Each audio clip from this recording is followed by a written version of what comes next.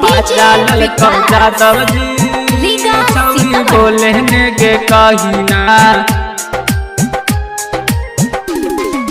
लार चुब तोरा छौरी चढ़ल होगे महीना लार चुब तोरा छौरी चढ़ल होगे महीना माजा ललको यादव जी छौरी बोले गे कहिना माजा ललको यादव जी छौरी बोले गे कहिना गेला हनी बिठावा लगौ तबे फूलल पेटावा गेला हनी बिठावा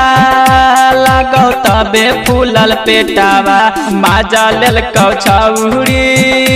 लगौ यादव जी के बेटावा माजा ललको छौरी लगौ यादव जी के बेटावा यादव जी के बेटावा। Recording by Kailas Studio, Elegance, Jammu।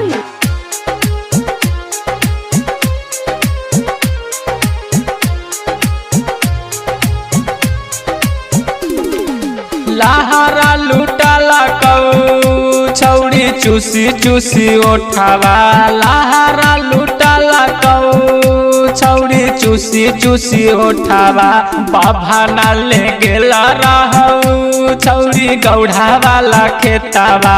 Yadav ji ले गेले रहौ छौरी गौढ़ा वाला खेतावा चोरी छुपे गे महीना रहौ जेठावा चोरी छुपे गे महीना रहौ जेठावा तहीने के झाला कौ छौरी फूलल तोरा पेटावा माजा ललको छौरी लगौ यादव जी के बेटावा यादव जी के बेटावा।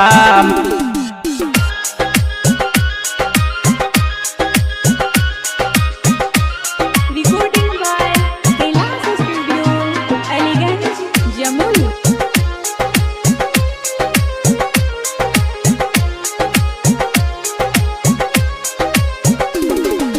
लागे हने छौरी ताहू हकी बड़ी बहाकाल लागे हने छौरी ताहू हकी बड़ी बहाकाल राहुल राज छोड़ैला कौ छौरी सब दिन के बहासाल के बाबा रहे छौरी तोरो से ज्यादा साना काल तबे नु देले हलौ छौरी गाला वाला सेटावा